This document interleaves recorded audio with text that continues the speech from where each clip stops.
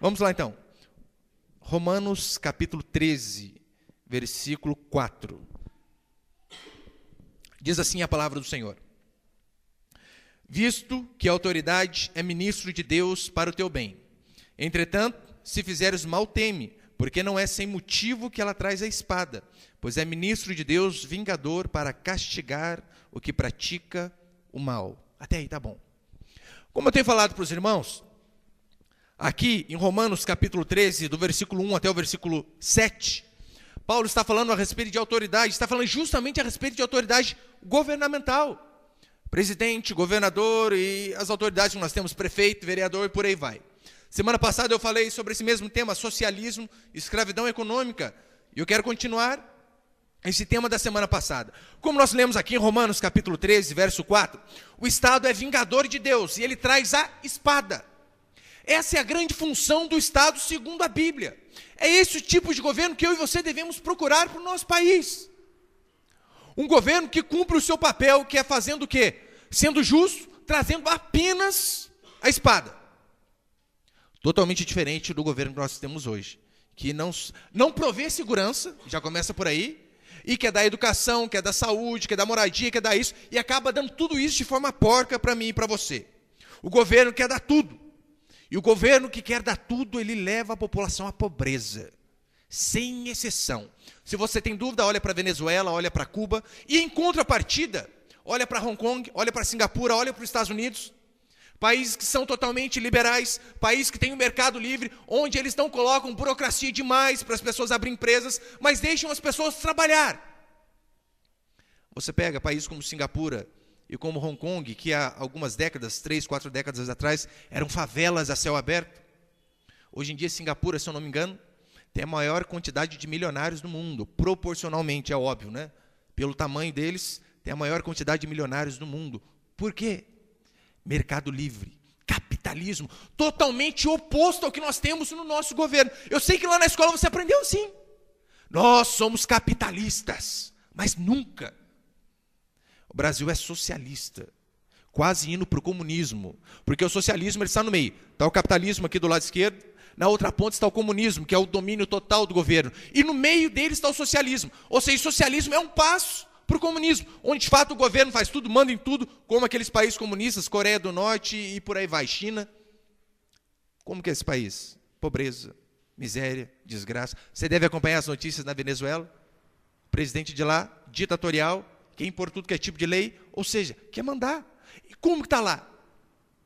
De cada 5 mulheres, 4 não têm dinheiro para comprar comida. Comida.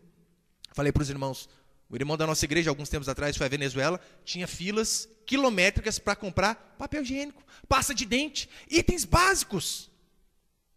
Por conta de um governo socialista, que o objetivo dele final é óbvio, é chegar no comunismo.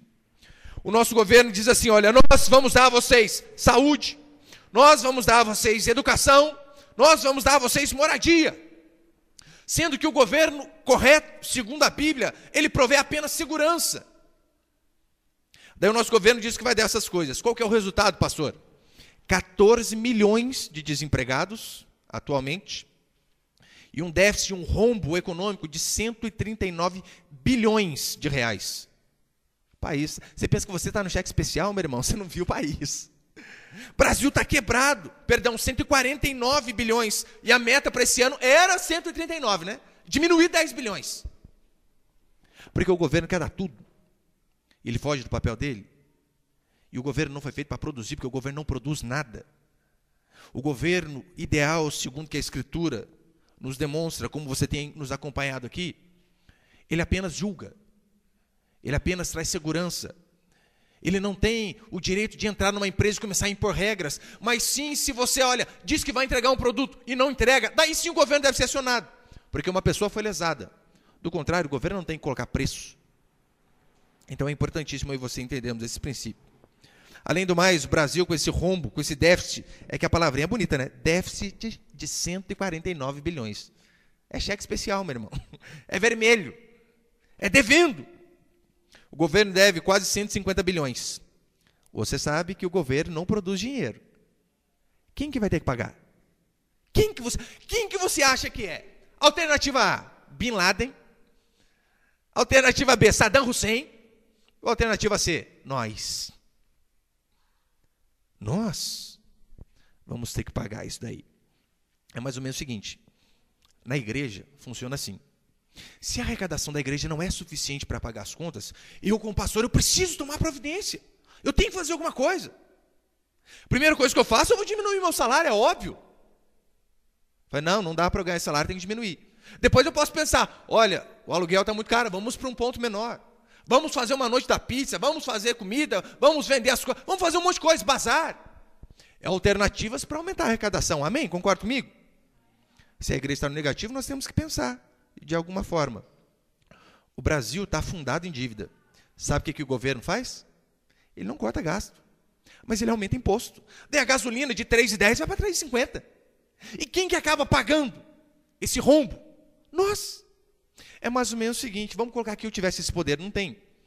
Vamos colocar que o dízimo fosse obrigatório. Na verdade é óbvio que é. Eu que não posso obrigar você, mas obrigatório de consciência. Vamos colocar, a igreja está no negativo. Daí sabe o que eu faço? Em vez de eu cortar gasto, em vez de eu diminuir meu salário, em vez de eu pensar em alguma forma, eu aumento o dízimo de 10% para 12%. Para 15%. Ou seja, eu jogo a conta em vocês. É exatamente isso que o governo faz comigo e com você. Jeremias 29:7 diz assim: procurai a paz na cidade para onde vos desterrei, e orai por ela ao Senhor, porque na sua paz vós terei paz. Olha o que Jeremias está dizendo, olha, vocês vão lá ficar cativos, lá na Babilônia. Mas mesmo lá na Babilônia, procurem a paz da cidade. Porque se a cidade estiver em paz, vocês também vão ter paz. E a mesma coisa eu e você. Devemos procurar a paz na cidade que vivemos, no estado que moramos, no país em que nós residimos. Porque se o país estiver em paz, porque se o país estiver em prosperidade, consequentemente, as pessoas também terão prosperidade e paz. Além disso, 1 Timóteo 2:22 diz assim: antes de tudo, pois, vos exorto que use a prática de súplicas, orações, intercessões, ações de graças em favor de todos os homens, em favor dos reis, de todos que se acham investidos de autoridade, para que vivamos vida tranquila e mansa, com toda a piedade e respeito. O que Paulo disse para mim e para você? Olha, vocês façam súplicas, orações em favor dos reis, traduzindo para nós, governadores, presidentes, vereadores, para que vivamos vida tranquila e mansa. Então, muita da tranquilidade que talvez você queira na sua casa, você queira para os seus filhos um futuro mais tranquilo, num país mais justo, depende da paz dos reis. Ou seja, se o governo é um bom governo, nós teremos vida tranquila. Se o governo é um governo socialista, comunista, ímpio, você pode ter certeza, nós também caminharemos de forma ruim. A tranquilidade que nós queremos depende muito de uma questão política. Eu não sei se você sabe, mas o templo de Israel foi construído, sabe quando? Quando paz reinava naquele lugar. Era guerra para tudo que é lado, mas como o Império Romano estava dominando ali, por conta daquela paz momentânea, o templo pôde ser construído. Ou seja, até a igreja consegue avançar mais, se a paz governamental. O Império Romano possibilitou o progresso do cristianismo, mesmo não querendo. Por mais que o Império Romano era um perseguidor ferrenho do cristianismo, devido a construções de estradas, ir e vir, o evangelho pode ser pregado em vários lugares. Então, quando nós temos governos que nos trazem paz, até a igreja melhora, até o cristianismo avança. E como que eu e você vamos lutar por um governo mais justo, se nós não temos noção do que seja um governo segundo a Escritura? Você só está lá, não, precisamos de um governo melhor. Mas o que é um governo melhor para você?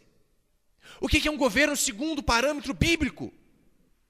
É com base na Bíblia que eu e você devemos escolher candidatos, com base na Bíblia que eu e você devemos lutar pelos nossos direitos. Muitos acham que um governo bom é o governo que dá. Pastor, esse governo é uma maravilha, ele dá tudo para nós. Dá leite 3 vezes por semana, dá Bolsa Família, Bolsa Bandido, Bolsa isso, Bolsa aquilo. Não, um governo bom não é o governo que dá. Um governo correto, um governo bíblico, é aquele governo que nos deixa trabalhar, sem ficar nos apurrinhando, sem ficar toda hora ali, não, tem que pagar imposto disso, pagar imposto daquilo, daquilo outro.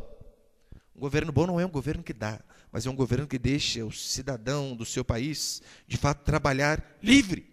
A síntese do que eu preguei semana passada foi o seguinte: eu falei a respeito dos valores cristãos, e que os valores cristãos são totalmente contrários ao socialismo. O socialismo é o governo que nós temos hoje. A maioria dos nossos partidos são socialistas. PT, PMDB, PSDB, PSOL, PCdoB, Partido Comunista do Brasil, onde é pior ainda. Até o PSC, que teoricamente seria o Partido Social Cristão, está apoiando os comunistas aí, que misericórdia. Então, para você ver como está feio o negócio para o nosso lado. O socialismo, eu falei semana passada, olha, você já viu alguma coisa mais destrutiva do que as 2 guerras mundiais, do que as maiores tragédias naturais que o mundo já produziu? Eu falei sim, o socialismo. O socialismo matou mais de 100 milhões de pessoas. Muitas por conta de irem contra esse governo, mas a maioria por conta de fome. Então, muita da fome que nós vemos nesses países socialistas, pessoas morrendo, é por conta de um governo errado. E eu falei dos valores cristãos, lembra? Eu falei que, segundo a Bíblia... Põe lá, irmão, por favor. Falei de alguns valores cristãos, eu falei que a ajuda, segundo a Escritura, ela não deve ser compulsória, ou seja, obrigatória, ou seja, não deve ser imposta, mas a ajuda ela deve ser voluntária. Eu falei que a Bíblia e um governo justo protege a propriedade privada, totalmente contrário ao nosso governo, que quer cada dia mais pegar aquilo que nós temos. Ah, aquilo é terra improdutiva, entra lá, MST. Na Bíblia não tinha não, MST era morte. E um governo correto, ele pune o que faz o mal e recompensa aquele que faz o bem. É aquele que nos recompensa pelo suor do nosso rosto, como diz Gênesis 3,19. Do suor do nosso rosto nós vamos comer. O remédio para a desigualdade não é o governo tirar de um e dar para outro, ser um Robin Hood da vida. Mas é talento e esforço.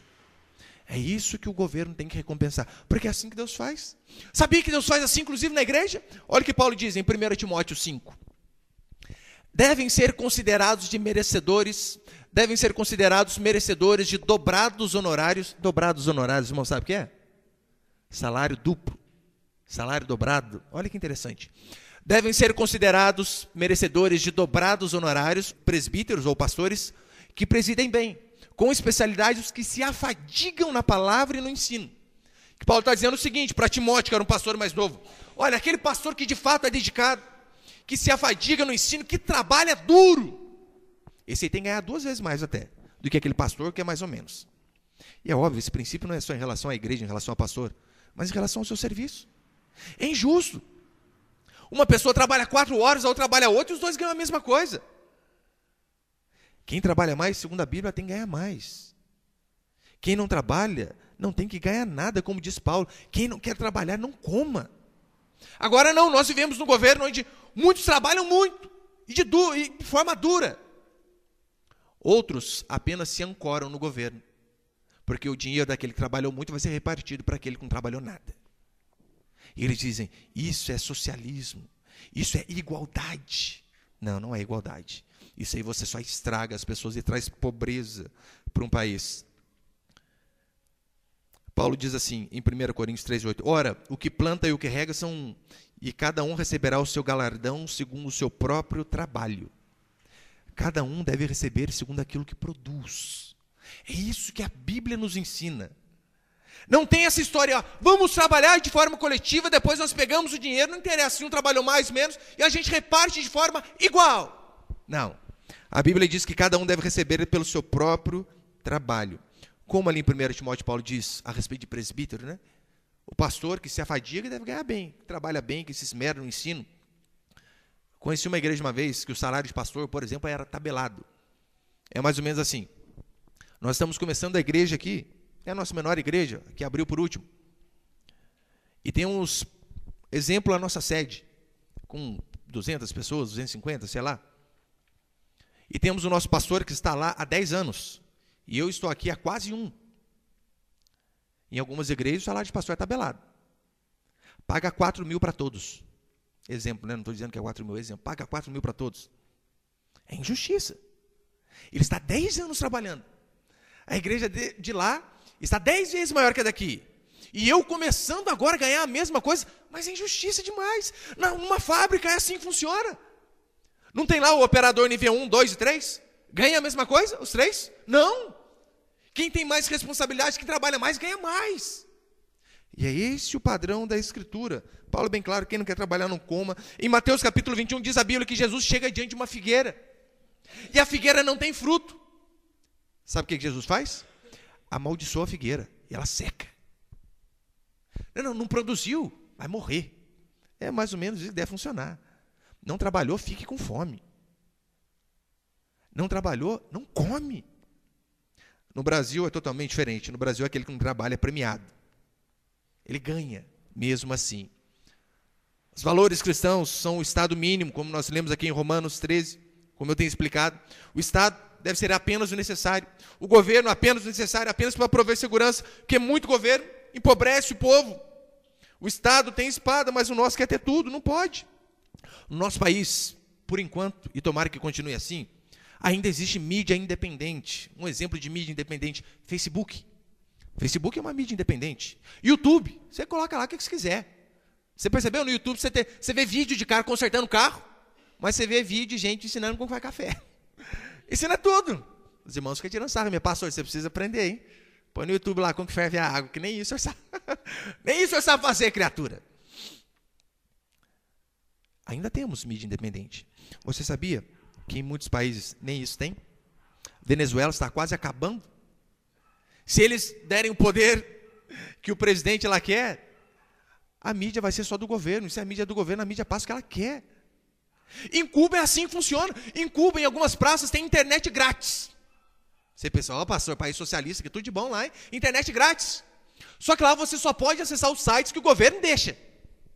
Ou seja, o governo põe a notícia que ele quer no site e você vai ler aquela notícia. Então o governo é o único que fala. Você não vê uma contrapartida. Você não vê uma pessoa falando o contrário. Na Coreia do Norte, alguns dizem que antes deles darem a notícia, por exemplo, futebol, antes deles darem a notícia, lá os chefes, os governantes, eles analisam, nossa, nosso time perdeu de 2-0, né? Põe na notícia aí que ganhou de 2-0. Porque o povo vai acreditar, é só o estado da notícia. Daí você imagina, você lendo a notícia lá, Brasil 7-1 na Alemanha, Copa do Mundo, que maravilha, hein? Em alguns países era isso que ia passar para nós. Ou você liga lá a televisão, tá lá, né? Palmeiras, campeão mundial. Ó, se o estado fosse dono da mídia, Palmeiras é campeão mundial. E você ia ter que acreditar. E alguns acreditam. Mas você vê o problema que isso traz. O Estado não foi chamado para produzir, e sim para proteger aquele que produz. Então, quando você ver um candidato, escolher um candidato, não olhe aquele candidato, olha, nós vamos dar isso, vamos dar aquilo, daquilo outro. Mas olhe para aquele candidato que diz assim, olha, nós vamos deixar você trabalhar. Nós vamos proteger o seu trabalho. E o que você produzir é seu. É esse tipo de governo que nós devemos buscar. O maior problema do nosso país não é a corrupção, é o socialismo. É o mito. Eles pregam o seguinte, o socialismo ele quer igualdade. Mas é um mito. Eles pregam o mito da igualdade, mas isso vai se dar ao preço de um controle maciço do Estado. Ou seja, o governo controlando tudo. O governo controlando tudo. Socialismo, então guarde bem isso. É intervenção do Estado em tudo. Até chegar ao comunismo, que é o estágio final do socialismo. Então, vamos passar alguns princípios aqui bem rápido. Primeiro, tudo que o governo produz é ruim. Você pode repetir isso comigo? Tudo que o governo produz é ruim. Pastor, tudo? Quase tudo. 99,9% do que o governo produz é ruim. Como já disseram uma vez, se o sapato cabe no seu pé, não foi o governo que fez. Ou seja, se você tem um sapato que se encaixa no seu pé, pode ter certeza, foi a iniciativa privada que fez. Porque se dependesse do governo, era número 40 para todo mundo. Ah, mas eu calço 35, não interessa, só tem 40. Mas eu calço 42, vai cortar, vai ficar com o dedo para fora. Só tem 40. É isso que o governo faz. Ele não está nem aí com a gente. A saúde que o governo produz é boa? Educação é boa? Você já foi... Quantos aqui já foram alguma vez ao hospital particular? Que saudade que eu tenho. Quantos... Já foi no público? Dá diferença não? Quase nenhuma, né? Quase nenhuma. Nossa, anteontem, eu tive que rir para não chorar. Eu faz tempo que eu estou com a costela machucada. Alguns inimigos dizem que é por causa do jiu-jitsu. Que... Talvez pode ser. Eu fui ao médico, estava doendo muito para eu ir ao médico. Meu irmão, tem que doer demais mesmo, porque do contrário não vou. Eu cheguei lá, Uma que nem olha para sua cara, né? Ela preenchendo assim, ó, nome, sei quem. O que você tem? Nem olha para você. Eu, doutor, estou com uma dor muito grande aqui. Eu puxo o ar para respirar, dói. Não tirou nem raio-x. Sabe o que ele falou para mim? Preciso marcar um médico. Falei, louco. Mas eu pensei que eu vim aqui para isso, né? Você ri, eu quase chorei na hora que eu vi isso daí. Tem que marcar um médico. Ai, meu pai do céu. Minha irmã, há uns meses atrás, ela quebrou o pé, lutando Muay Thai. Ou família também, né? Esse esporte é radical aí. Minha irmã quebrou o pé. E ela ligou para mim, era umas 8h30, 9 horas da noite mais ou menos, que ela tinha do hospital. Hoje em dia o WhatsApp, facilidade, tirou uma fotinha do pé dela e mandou para mim, parecia um pão. Até pretejando o pé dela, já todo roxo, umas partes até escuras. E estava lá 9h30 da noite no hospital. Daí no outro dia, 10 horas da manhã, ela me ligou. Falei, e Aline, como que tá? Né, já resolveu? Tá em casa? Falei, não, mandaram eu dormir aqui porque não tem ortopedista, só vai chegar hoje de manhã. Podia cair o pé da menina. Isso é o que o Estado produz. Quando o Estado produz alguma coisa que não está ao alcance dele, dessas porcarias. Daí o Estado quer dar saúde, quer dar educação, só dá essas coisas maravilhosas que nós temos aí. Aí você consegue entender porque que tudo no Brasil é ruim. Saúde, educação, porque que tudo é horrível. Também vamos esperar do quê? De uma ex-presidente que sauda a mandioca? Lembra? Estou saudando a mandioca. Ora, os Estados Unidos saudam o iPhone. Será que é por isso que eles estão na nossa frente? Milhões de anos-luz. Eu quero aqui também desfazer 2 mitos. Primeiro mito é que as coisas na mão do governo é bom para os pobres. Mentira! As coisas do governo não são bom para os pobres. Na verdade, o governo só empobrece mais as pessoas. E o segundo mito é que basear a economia no lucro é ruim. Porque eles dizem isso, olha, se formos um país capitalista, deixamos na mão dos empresários. Os empresários são movidos pelo lucro. E é óbvio que é verdade. E isso vai ser ruim. Mentira. Vai ser bom e eu vou provar para você. Quantos aqui tem uma coisinha maravilhosa dessa aqui chamada celular? Levanta a mão só para ver. Nossa, até o Arson tem, meu Deus do céu. Até as crianças têm. Quase todo mundo tem celular. Você que é mais antigo, você vai saber disso, vai lembrar disso. Antigamente a telefonia era controlada pela Telebrás. Os mais antigos aí devem lembrar. Tudo que tem Brás, estatal. Telebrás, Petrobras. Tudo. A Telebrás, no ano de 1994, ela disponibilizou 55 mil linhas telefônicas para o nosso país. Convenhamos, o que é 55 mil linhas para mais de 100 milhões de habitantes? Se você é mais antigo, você deve lembrar. Telefone se colocava na declaração de imposto de renda. Pergunta lá para o seu pai e para os seus avós para você ver. Telefone se trocava com terreno. Carro seminovo. De tão valioso que era, porque 55 mil apenas. Era caríssimo. Hoje, sabe quantas linhas telefônicas nós temos no Brasil? Pouco mais de 283 milhões de linhas telefônicas. Ou seja, mais de uma por pessoa. Talvez seu celular é 2 chips. Ou seja, você tem 2 linhas. Se fosse antigamente, meu irmão, era 2 terrenos que você tinha. Antigamente, Telebrás estatal, mas depois que privatizou, e olha que nós nem temos tantas operadoras, né? Basicamente 4 ou 5 aqui em nosso país. Imagina se tivesse várias. O preço aí cair.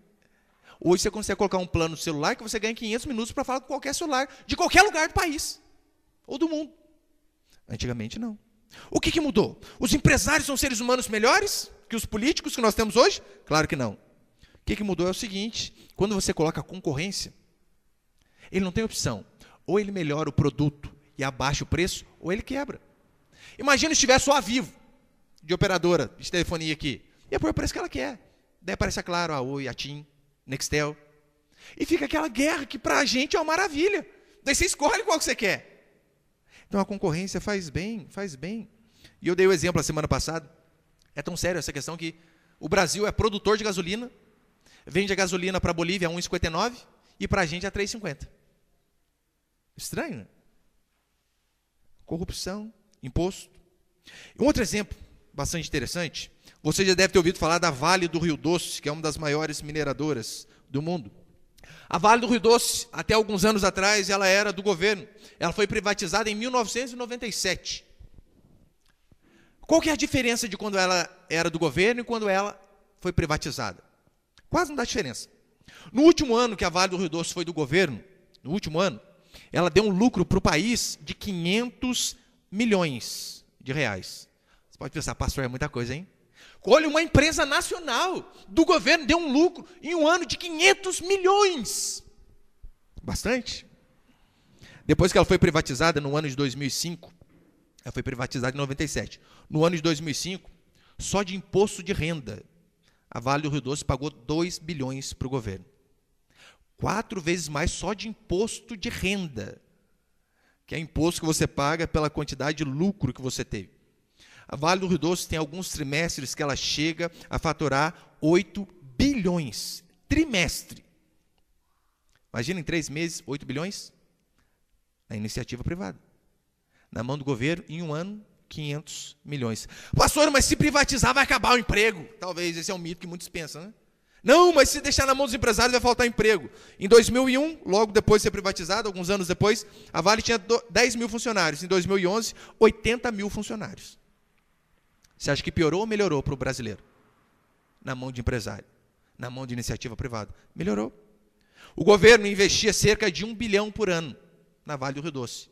A iniciativa privada, 35 bilhões, ela investiu apenas em 2010. Então, para você ver, as coisas no governo, como Milton Friedman já disse, se o governo administrasse o deserto do Saara, em 5 anos ia faltar areia. Porque tudo que o governo toca, arrebenta. Quem que foi contra, pastor? A privatização da Vale do Rio Doce. Eu duvido que você adivinhe que foi o Lula. Sabe quem foi contra? Lula, Zé Dirceu, MST, CUT. Porque é óbvio. Privatizando algo que é nosso, porque nem isso que eles dizem a respeito da Petrobras, a Petrobras é nossa. Você sabe, esse nossa não é nosso, é deles. Não é, eu e você não temos nada lá. Não é do país, é deles. Margaret Thatcher, que foi a primeira-ministra britânica, ela, quando ela governou, ela reduziu em 60% o número de empresas do governo. Sabe qual foi o resultado? No fim dos anos 90, a Inglaterra teve o menor índice de desemprego da região. Porque ela disse, tem muita empresa na mão do governo, privatiza. E por conta disso, o povo todo prosperou. Talvez você pense assim, pastor, mas devemos proteger o nosso país do capital estrangeiro. Que como que as pessoas lá de fora vão... Imagina a Nike, a Adidas, ficar colocando roupa aqui dentro. Vai acabar com as marcas nacionais. Quais marcas? Fera d'água. Nem sei que marca que tem aqui no Brasil, né? Nem marca tem. Xing Ling, que você compra lá em Aparecida. Só são essas daí. Daí você pensa, olha, nós precisamos se proteger aqui do capital estrangeiro. Você sabia que Cuba fazia isso? Faz isso? Será que isso explica a pobreza e a miséria deles? Porque lá em Cuba é o seguinte, não, aqui não vai entrar nada que é externo. Nós vamos produzir, nós vamos vender para o povo. O povo vai apenas ter aquilo que nós produzimos, nada de fora vai entrar. Você imagina se o futebol espanhol fizesse isso? Dizendo assim, olha, aqui na Espanha não vai entrar jogador nenhum de fora. O futebol talvez fique mais fácil de você entender. Eu ia dar o exemplo do Neymar, mas não adianta, não. O Neymar saiu do Barcelona hoje. Mas imagina o seguinte, se a Espanha tivesse esse pensamento, aqui no nosso país só vão jogar jogadores que nasceram aqui. Não vamos deixar vir ninguém de fora, não. Só espanhóis. Não sei se você sabe, o campeonato espanhol é um dos mais vistos do mundo. Por quê? Porque lá estão os melhores jogadores do mundo. Neymar, Cristiano Ronaldo, Messi e por aí vai. Pensa o seguinte, por conta deles terem os melhores jogadores do mundo ali, os jogadores da Espanha também acabam jogando bem. Porque é óbvio, você está jogando ao lado de jogadores bons, você aprende. 2010 a Espanha foi campeã do mundo. Será que foi por conta disso? Mercado externo, jogadores de todo mundo, bons jogadores, então eles também aprenderam da mesma forma? Apenas 2 tipos de pessoas que são contra privatizar, o ignorante e o corrupto. É só esses 2. A pessoa que não sabe nada daquele assunto, ou o corrupto, porque o corrupto sabe que privatizando, ele vai perder a chance de desviar muitos milhões dali. Por que muitos partidos não querem privatizar? Petrobras, Correios. Ora, porque é um baita de um cabide de emprego, em primeiro lugar. E outra coisa, é só você ver, olha o tanto de dinheiro que desviaram na Petrobras. É muito fácil desviar dinheiro. Privatizar, todavia, dilui o poder. Pouco poder, pouca chance de se corromper. Muito poder, muita chance de se corromper. Agora, quando você deixa tudo na mão do governo, é óbvio que ele vai se corromper. Como já disseram, né? Poder absoluto corrompe absolutamente. O socialismo, então, o governo quer deter todo o poder. Por que as coisas na mão do governo são ruins? Primeiro, por que as coisas na mão do governo são ruins? Primeiro, Porque na iniciativa privada, não deu lucro, vai à falência. Não é assim que funciona. Você abre uma loja, ou você abre uma empresa, e você não produz, você não consegue ter lucro. O que acontece com você? Quebra. Acabou. Falência.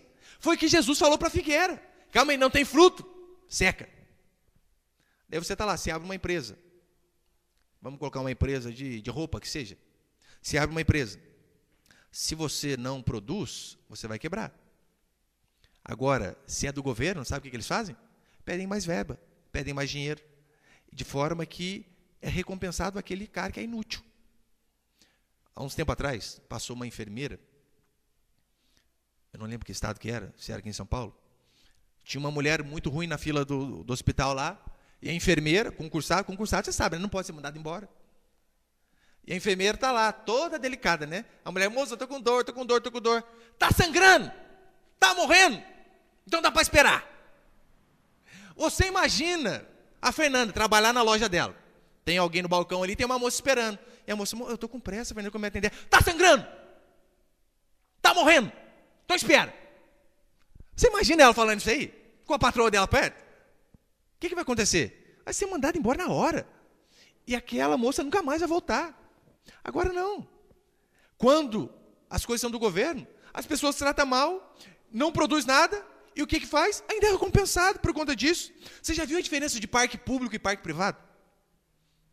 Eu fui ao shopping segunda-feira, eu estava com os meus filhos lá. Os dois têm playground, né? O público e também o particular lá. No shopping é carpetezinho, antiderrapante, água fria e gelada, natural e gelada. Tudo, sapateira para pôr sapato, escorregador. Daí no parque público também tem, né? Escorregador, você desceu, fica até a pele sua ali. Gruda ali, você sai só o couro. Fica na carne viva na hora que você chega lá embaixo. Por quê que tem essa diferença?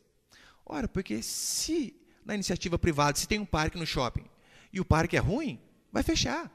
Agora não, como o governo cuida, faz o parque lá. E cresce mato, e vai cobre, vai o pessoal fumar maconha, que use, não tem problema. E o que eles fazem? Não, dá mais verba para eles arrumar. É assim que funciona. Essa é a diferença das coisas privadas e das coisas públicas. O governo nunca vai produzir uma Disneylândia, meu irmão, nunca. O governo nunca vai produzir um iPhone. A única criatividade que o governo tem é inovar no setor de corrupção.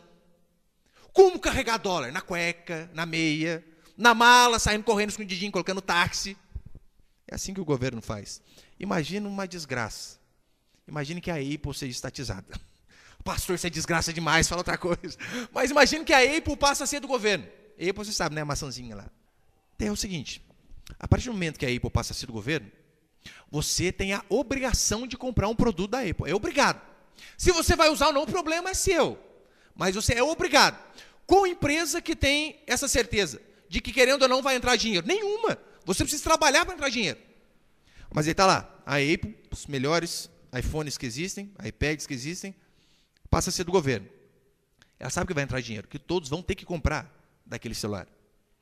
O que vai acontecer? Primeiro, vai começar a cair a qualidade do produto. Para quem investir tanto, é certeza do dinheiro entrar, o produto vai começar a ficar ruim. E depois que o produto ficar ruim, apenas quem tem dinheiro, apenas os ricos, vão conseguir comprar aquele que é obrigatório e comprar um outro melhor. Um Motorola, um Samsung, exemplo, é óbvio que não é melhor, né? Mas comprar um outro melhor que esse.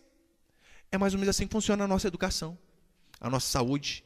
Nós pagamos pela educação, pela saúde pública, e quando o Marcão uma vez estava me dizendo, paga imposto para arrebentar, igual todos nós, precisa extrair um dente, tem que pagar o dentista. A Camila, né, Camila? Essa semana, que benção. Está lá, paga 44% de imposto para o governo. E quando precisa fazer alguma coisa, tem que pagar por fora. É isso que o governo faz. Em 2013, só no estado de São Paulo, a média do custo de um aluno do ensino fundamental para o governo era de R$ 4.243, que dá mais ou menos aí R$ 375 por mês. O custo de um aluno na rede pública. Eu pergunto para você, em vez do governo gastar R$ 375 por mês com seu filho, não era mais fácil ele dar esses R$ 375 para você, ou devolver para você, e você procurar uma escola de qualidade para que o seu filho pudesse frequentar? Seria muito mais fácil, só que não. Ou, na pior das hipóteses, que faça igual aos Estados Unidos. Os Estados Unidos, eles têm um sistema de vouchers. O que é isso? Eles dão crédito, daí você sai, eles financiam, você vai procurar o estudo que você quer. Lucro e concorrência são sempre os melhores fiscais. Eu sei que alguns chamam de maligno, né? O que move o homem. Olha, o homem, o empresário, ele é movido apenas pelo lucro, apenas pelo que vai receber. Mas você sabia que na Bíblia tem muito disso também? Em Hebreus capítulo 11, Moisés diz que ele contemplava o galardão. Olha, eu estou passando apertado aqui, exprimido com o povo de Deus, mas eu contemplo a recompensa. Não é de tudo errado. Pensar no lucro, na recompensa. Em 1 Coríntios 9, Paulo diz, olha, todo atleta se domina para não conquistar a coroa corruptível, mas a incorruptível. Ou seja, o que nos leva à santidade? O que nos motiva à fidelidade? O amor a Deus? Sim, é óbvio. Mas a recompensa que nós vamos ter um dia também. De saber que um dia estaremos diante de Deus, saber que um dia Ele vai enxugar dos nossos olhos toda lágrima. A recompensa também nos motiva. Como que funciona? Talvez você que é casado lá no comecinho do namoro, lá, 1600 antigamente. Você percebeu? Os dois pombinhos, ai, tô apaixonado. Paixão é cega, né? Não vê defeito nenhum. Daí tá lá a namoradinha dele, tem uma poça d'água. O que ele faz? Ele se joga na frente, passa por cima de mim, antes eu do que você. É assim, né, Edivaldo? Tenho certeza que o Edivaldo faz isso para Camilo. Se joga, vai. Depois que casa. Quando funciona, vê uma poça d'água, se deixar, põe o pé na frente da mulher, plup, joga para frente. Que vá você. Por que muitos passam a agir dessa maneira? Porque antes ele tinha que conquistar. Agora, como ele já tem, para que ficar se dedicando? Para que cuidar para não ficar com a barriguinha grande? Para que fazer exercício? Para que comer coisas saudáveis? Não, já está garantido, já não preciso nada. É engano, é engano. Nós não podemos dizer para os nossos filhos assim, olha, filho, estude. Por quê? Estude por amor ao estudo. Já tentou falar isso para o seu filho? Não funciona não, cara. Estude por quê? Porque o estudo é maravilhoso. O estudo é empolgante. Não, irmão, às vezes é chato para dedéu.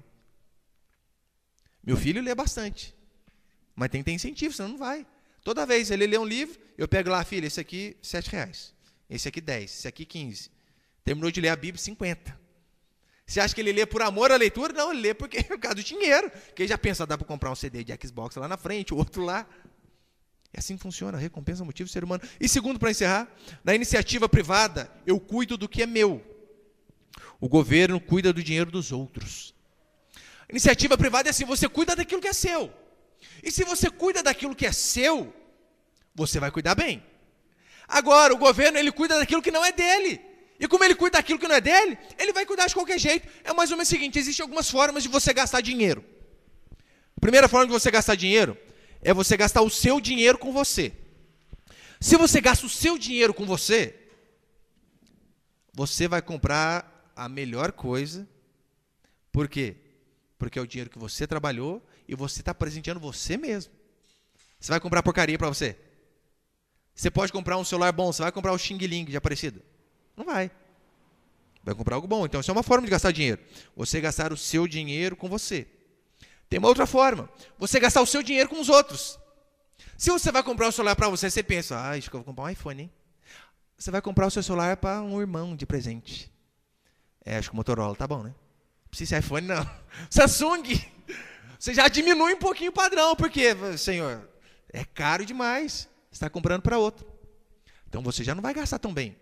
Mas tem a terceira forma, que é a forma que o governo gasta. Ele gasta o que não é dele e não é com ele. Ou seja, ele gasta o dinheiro dos outros com outros. Então ele gasta de qualquer jeito. Você acha que ele está preocupado se realmente, olha, eu vou mandar aquela roupa lá que eu tenho certeza que o pessoal vai gostar naquela fábrica. Está nem aí, você vai gostar, se não vai. Ele vai dar aquilo que é do gosto dele, pronto, acabou. O que é de todo mundo, normalmente não é de ninguém. Você já viu cachorro em extinção? Difícil, né? Vaca em extinção, já viu vaca em extinção? Sabe por que você não vai ver vaca em extinção? Porque vaca é privado. Vaca dá lucro para empresário, e por isso que o empresário cuida. E baleia, mico-leão-dourado. É da natureza. A Amazônia é do Brasil, isso aí não é de ninguém. Não é seu, você não cuida. E é por isso que nós vemos esses animais se acabando. O governo Dilma, no final do ano passado, retrasado, se eu não me engano, não lembro, 7 de setembro, o Brasil quebrado. Eles gastaram 800 mil nas comemorações do 7 de setembro. Meu irmão, isso aqui eu acho que não é falta de cérebro. Eu acho que deve ter coisa pior do que... Você vai saber o que tem na cabeça um povo desse, né? Você está quebrado, você vai gastar 800 mil em festa. Não tem como. Para completar ainda, trocaram a frota de carro dos senadores. 2 anos de uso, teve que trocar. A gente usa 200 anos no carro. 2 anos tiveram que trocar. No governo Temer, só agora no primeiro semestre, aumentou em 40% o gasto de voos com jatinhos da FAB, de ministros. Ministros, final de semana, indo para casa, né? Daí tá lá, Henrique Meirelles sai 2 horas da tarde de Brasília e vai para casa dele. Exemplo, Rio de Janeiro. 2h30 sai um outro ministro que vai para o Rio de Janeiro também em outro avião. Daí vai combustível, vai aeronave, vai piloto, vai comissário, vai mecânico, vai tudo. Não podia pensar na pior das hipóteses, os 2 juntos? Mas não, Brasil quebrado, esses gastos têm aumentado. Mês passado foi aniversário do meu filho. Brasil quebrado, lá em casa também. Pergunta se teve festa. Teve nada. Parabéns para você. Acabou. É assim que deve funcionar.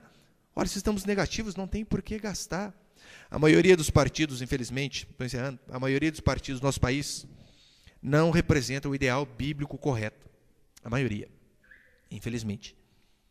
Políticos, esmagadora maioria também, só que ainda tem alguns que parecem se salvar, que têm que ser bem analisados. Para resumir, o socialismo é uma praga. O socialismo empobrece. O socialismo, que é o governo que nós temos, apenas afunda as pessoas a cada dia mais. O governo, sendo dono de tudo, é horrível. Portanto, o debate em um país consciente não teria que ser um debate entre o partido que privatiza e o partido que não privatiza, mas sim entre qual partido privatiza melhor. Qual partido tira as coisas da mão do governo e cede à iniciativa privada de forma melhor? Que quanto menos ação do governo, mais prosperidade para a nação. Mais intervenção estatal, mais pobreza e miséria. Portanto, aprenda, ensine seus filhos, ensine as pessoas a serem de direita.